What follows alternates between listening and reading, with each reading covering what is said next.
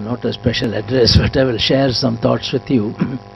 I think first of all, I think Ashok Jhunjhunwala and the earlier speakers have shown the uncommon opportunities which have been opened up by this technology. I think nobody visualized possible to sort of leapfrog in bridging the gap between discovery, application, and whether it is in medicine, whether it is in agriculture, whether it is in education, literacy. And what Jawaharlal Nehru said long ago in the late 40s, that it's only science and technology which can help us to overcome our chronic problems of illiteracy, of poverty, of ignorance, of disease, and so on. These are famous words. Long ago he quoted. Now we see the relevance of that kind of faith that technology will help in some respects.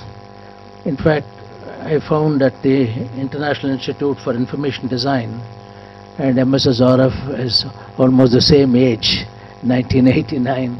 We also started 1989. It was registered by 90. We started. During this period, there's enormous progress in information communication technology itself. Repeatedly mention was made about the 1992 dialogue.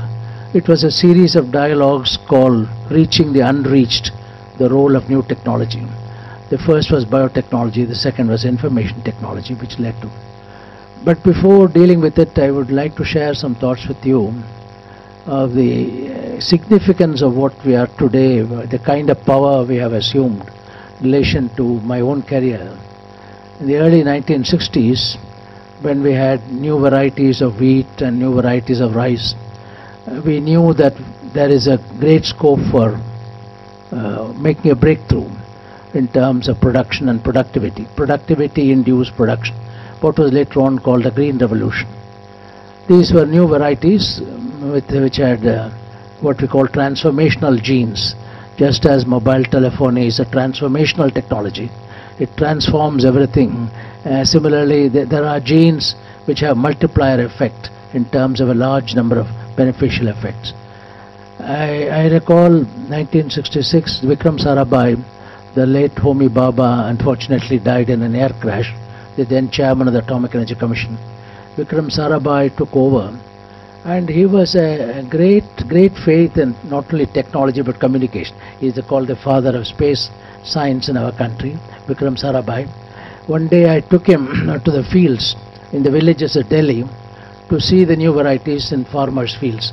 I thought the credibility is always high when you show it in the farmer's field than an experimental farm. Experimental farm, many things are under our control. In farmer's field, they are not under their control. And he was fascinated.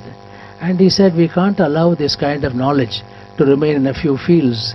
We must spread it as fast as we can, because we are fighting a battle against time. Because that year, we imported 10 million tons of wheat and from the United States under PL 480 program. So these were his words. We are fighting a battle of time. We must purchase time, and purchasing time will be only possible by communicating this to all the farmers of the farm. So we went to Srimati Indira Gandhi's house. He had known her well, so we could go straight. In those days there was not so much security and so on. One could go, and she said, what can I do? And Vikram said, can you approve a program called Krishi Darshan over the television so that we can communicate this? She said, certainly. Immediately she rang up the Minister for Information and said, start the Krishi Darshan program. But before Krishi Darshan, of course, even that television sets were not there available. Even in Delhi villages, we didn't know how to get television sets. Fortunately, again, Vikram Sarabhai sanctioned 2 lakhs of rupees from what he called, he had a Nehru Foundation for Development, something of that kind. From that he gave money, and we bought 200 television sets to install. But I found in those days the most powerful method of communication was transistor radio. So we made friends with the All India radio people and communicate transistor radio, because anybody can carry it, again like mobile phone, only a little bigger. And now there are also, and the farmers can always go and switch it on when they are working in the field, so that you give information on the weather. There are 2 major determinants of a farmer's well-being. One is the monsoon, the other is the market. They require more than anything else. This is why when ITC started that H-Opals, they first started with marketing arrangements, the price of soybean and so on.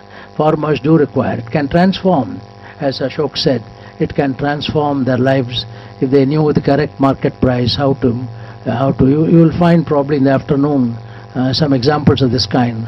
The ones we have village projects in vegetable growing areas called the otanjatram.com.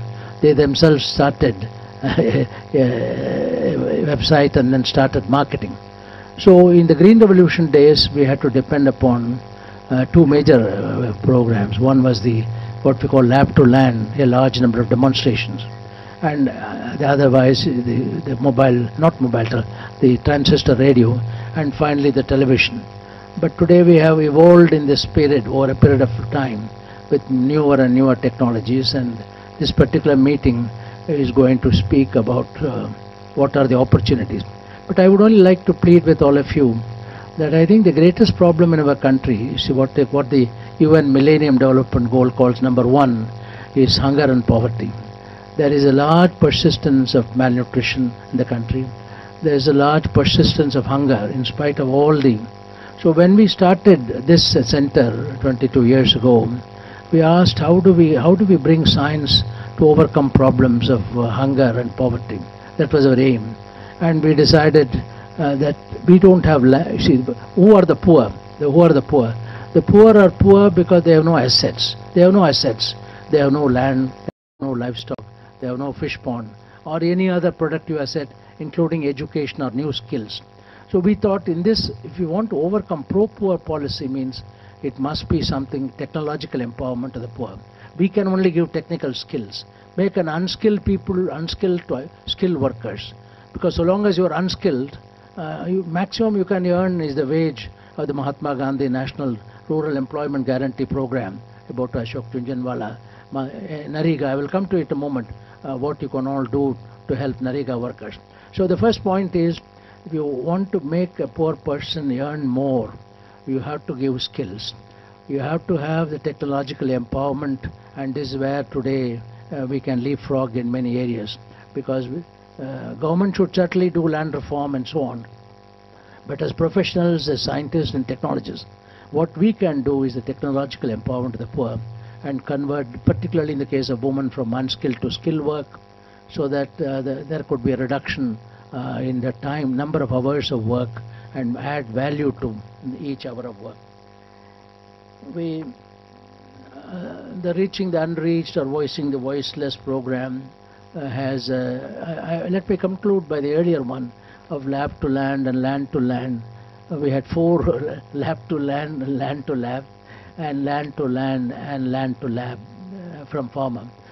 We are using all the 4 techniques here in this center. The latest is thanks to the Indian Overseas Bank, the Land to Land program, farmer to farmer learning, which has a very high credibility in terms of economics particularly. Farmers don't really believe the economics of professors and so on. They like to test themselves, because we may not cover many costs which they have to cover, including risks like monsoon behavior and so on. The latest in the Land to Land, Dr. Ajay Pareda got some funds. One Kalaivani Rajendran in Tanjavur district. She is a very good farmer and is willing to share her knowledge with others. One is being a very good farmer, and the other is to share the knowledge.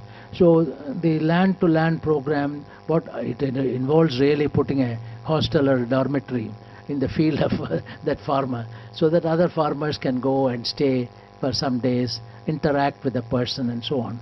So these were the technologies, directly interpersonal transfer of knowledge, personal knowledge. But today, as Dr. Ashok Jhunjhunwala has said, in a whole series of areas, whether it is medicine, whether it is agriculture, we can leapfrog.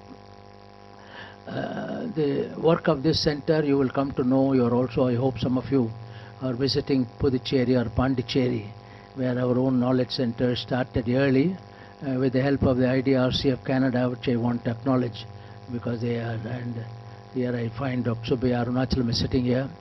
The other one was Dr. Balaji, who is now with the Commonwealth of Learning in Canada. When somebody was talking about power and so on, Balaji was one person. who will not be cowed down. His philosophy was, if there is a problem, there is a solution. If electricity fails, we'll have solar. If the regular telephone fails, we'll put the mobile. So I want to mention for the young people particularly, do not be overwhelmed by problem. If there is a problem, there's a solution. You can find what is the feasible solution, what is the economically viable solution. We started the human resource development, capacity building and content creation are two very key elements in any technology. Technology is there. See, for example, in the case of Green Revolution technologies, we used to say it is scale neutral. Scale neutral means